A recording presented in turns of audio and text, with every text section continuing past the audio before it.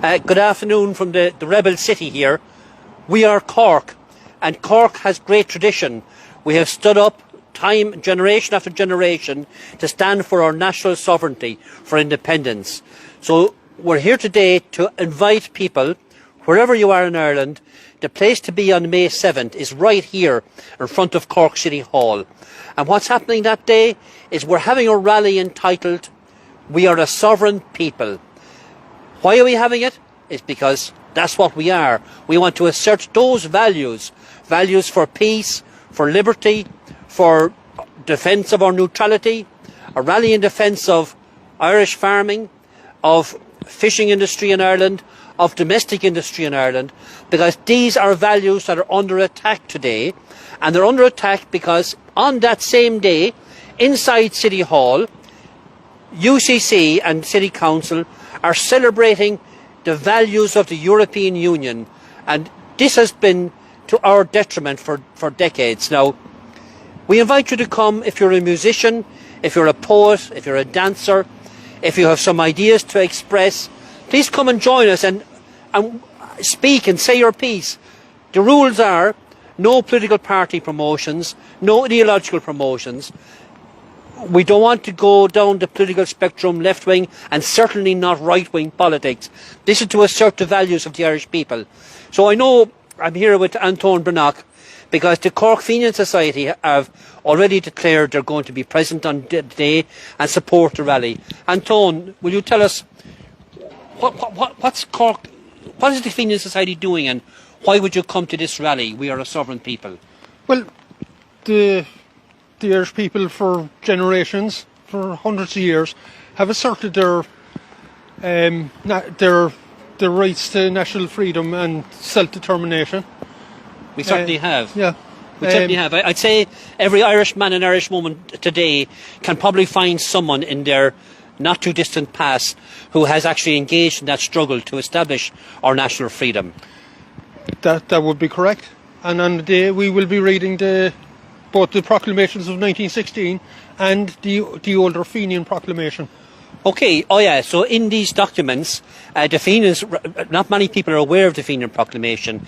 It's a great statement of the rights of nationhood of the Irish people, and it's also an internationalist expression of solidarity with, for example, the British people and others. So I know the banner under which the event will be organised on Sunday the 7th in Cork here is a big banner with the slogan, "We serve neither king nor Kaiser, but Ireland." Anton, we've had this banner. I know you've been involved with this banner before. Do you know its origin? Yeah, slogan? it's from the Citizen Army from 1916. It hung over Liberty Hall. Which was the headquarters of the Irish Labour movement, working class movement, who joined in the rebellion to declare to make a reality of the Irish Republic. That's correct, yes. So there's another Corkman, I won't say a great Corkman, there's another Corkman, a former Taoiseach, who reckons that the idea of national sovereignty is old-fashioned and somehow backward-looking. And he says this, and current Taoiseach believes the same thing. They're all now pets, if you like, of the, what's that international forum with Klaus Schwab, the World Economic Forum.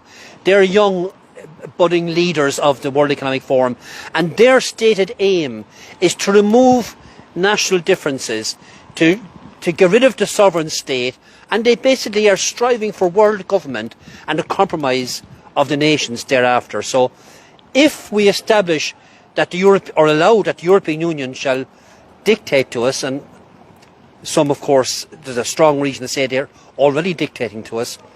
If we were to allow that, then what happens to the concept of democracy? Who owns government? Who is the sovereign? And the struggle of our people, Tony, has been that the Irish people are the only legitimate stakeholders in how our country is run. Nobody else nobody else is entitled to the say. Just the people of Ireland, and we're entitled to that regardless of our class, our creed, our gender, anything else. It's the Irish people should rule Ireland, and that isn't xenophobic. It never has been. as those proclamation documents show clearly, they're not insular, they're outward looking. And in fact, Irish people were proud to have a tradition serving the world's people in every way, through our work, through fighting in their armies to liberate different countries. All the way, these are our traditions. We want good relations with other peoples on the basis of equality and mutual benefit and so on. Not on the basis of we'll compromise our economy, which we're doing big time, or we'll become cannon fodder in the wars of imperialism. So this is what's at stake. Well, that's correct. And we in the Fenian Society do not believe that sovereignty and self-determination is backwards or is backward looking. In fact, we believe, looking to the future, we actually need it as a nation.